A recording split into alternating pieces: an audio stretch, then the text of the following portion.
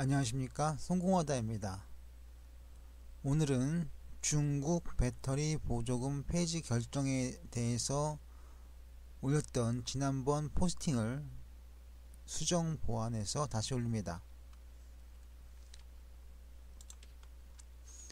보이콧 재팬 가지 않습니다. 사지 않습니다. 구독, 좋아요, 알림 설정 부탁드립니다. 전세계 전기차용 배터리 출하량, 즉 전기차용 배터리 점유율입니다. 이 내용은 다음과 같이 볼 수도 있습니다. 이 표는 2018년 5월 기준입니다. 파나소닉이 1등이고 CATL이 2등인 모습을 볼 수 있습니다. 3위에 LG화학, 5위에 삼성 SDI가 올라 있음을 알 수 있습니다. 이 표는 전세계 전기차 배터리 시장 점유율입니다.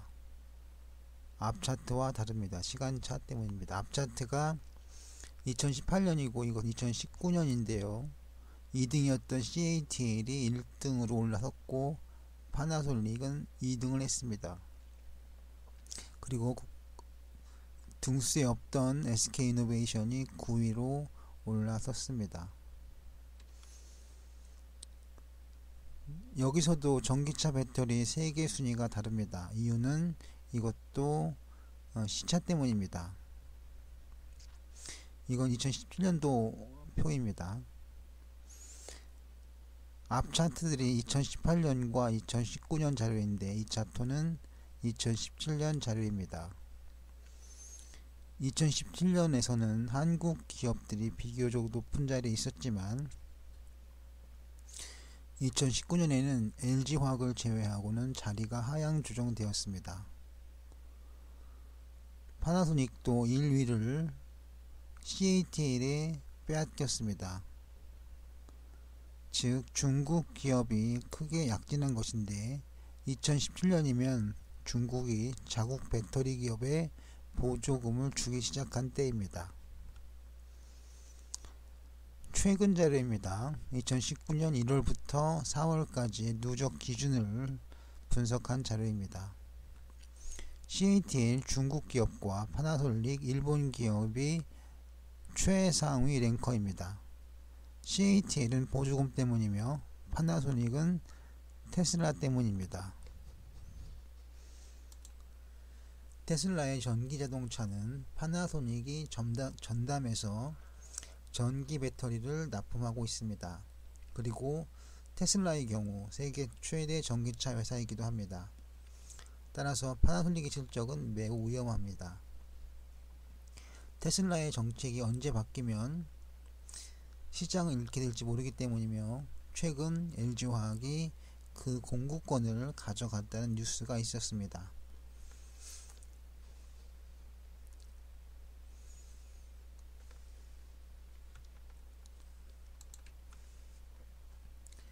(2017년과 2018년) 상반기의 중국 내 전기차 배터리 점유 현황입니다. 중국에서 CATL과 BYD의 위치가 최상위 불변입니다. 2015년 차트입니다. CATL이 중국 업계 4위에 있습니다. 중국 정부가 어떻게 밀었으면 2년 내에 업계 1위가 되는지 궁금합니다. CATL은 사기업이라기보다는 공기업의 성격을 띠는 것으로 보입니다. 나라별 세계 시장 점유기업이 잘 나타나 있습니다. 2018년에 중국 기업이 40% 가까이 시장을 점유하고 있습니다. 우리나라 기업은 11.6% 정도이고 일본은 30%를 넘기고 있습니다. 이것은 전부 파나솔릭의 역할에 따른 것이라고 보입니다. 중국을 제외한 한미일의 전기차 배터리 시장 점유율입니다.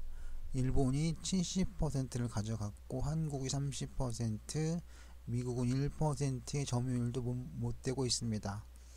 중국 기업의 자리가 매우 큼을 알 수 있습니다.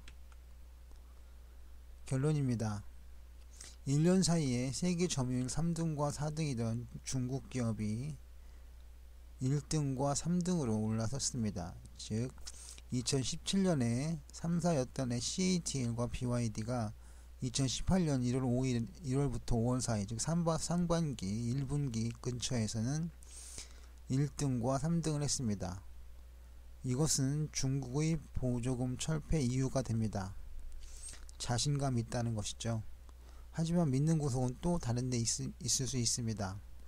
중국이 자국 시장에서 자국 기업을 보호하기 위해 쓸 수 있는 카드는 보조금 뿐만이 아닙니다. 예를 들자면 번호판 차별, 수출 차량에 대한 중국산 배터리 채용 압박과 강요 등등 여러가지 방법이 있을 수 있기 때문입니다.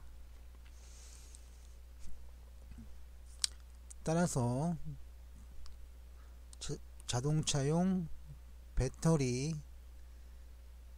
보조금 철폐가 꼭 우리나라의 배터리 기업에 득이 된다고 할 수 없습니다.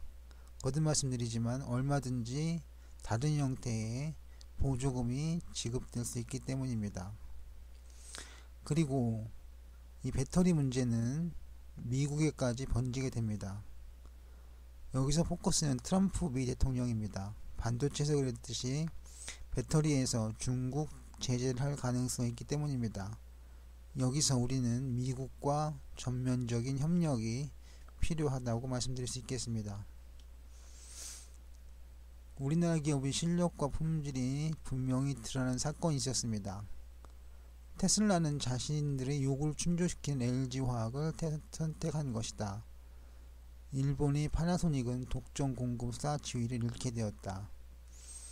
이것은 테슬라가 차기 전기차 배터리 공급업체로 테슬라에서 LG화학으로 바꾸었다는 뉴스입니다. 앞으로 전기차 배터리 부분에서 한국 기업의 위상이 크게 변할 것으로 보입니다. 따라서 테슬라의 이야기는 주가 변동에 있어서는 긍정적이라고 볼 수 있겠습니다. 차트상으로는 상승 추세라고 보겠습니다. SK이노베이션은 5개년 동안 올랐습니다. 다만 여기서 말씀드리고 싶은 것은 MFI 값이 하락한다는 것인데 이 때문에 전격적인 상승장을 기대하기는 힘들어 보입니다. 하지만 이것은 어디까지나 보조지표 이야기입니다. 즉 연봉상으로 상승장은 분명해 보입니다.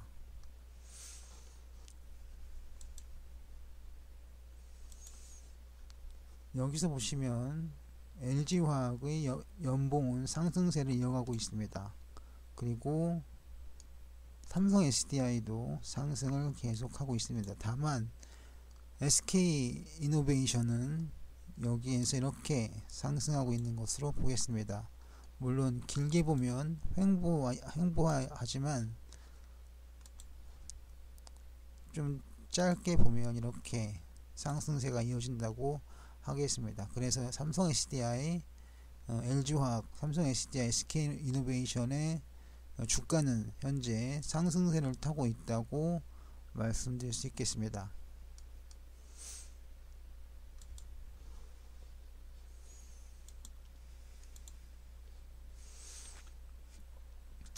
LG화학, SK이노베이션, 삼성 SDI의 주봉입니다. 일봉보다는 흐름을 잘 보여주는 것 같아서 주봉으로 올리게 되었습니다.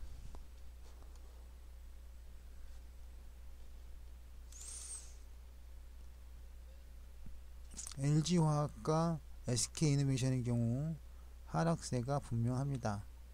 삼성 SDI의 경우는 선봉하고 있습니다. 이유는 삼성그룹의 스마트폰 계열사 삼성전자에 그 소형 배터리를 납품하고 있기 때문입니다. 물론 삼성전자의 모든 물량에 납품하는 것은 아닙니다. 그게 바로 삼성전자의 그 기조 방침입니다. 하지만 그 정도로도 큰 매출처이므로 삼성 SDI의 주가가 유지되고 있는 것은 그것 때문이라고 할 수 있겠습니다. 뭔 얘기냐면 LG화학 이렇게 내려 꽂혔죠.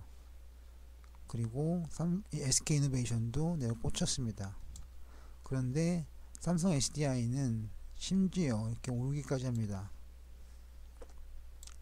물론 이것은 이렇게 횡보한다고 볼 수도 있겠습니다만 아무튼 LG화학이나 SK이노베이션보다는 삼성 SDI가 비교적 주가의 흐름이 안정적이라는 것입니다.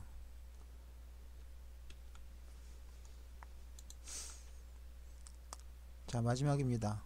코스피와 코스닥 지수의 주봉 차트입니다. 현재는 하락 추세가 분명합니다. 이거 왼쪽은 종합, 오른쪽은 코스닥입니다. 현금을 확보하고 때를 기다려야 합니다. 배터리 관련주들도 지금은 추세가 변할 때까지 현금을 확보하고 기다려야 합니다.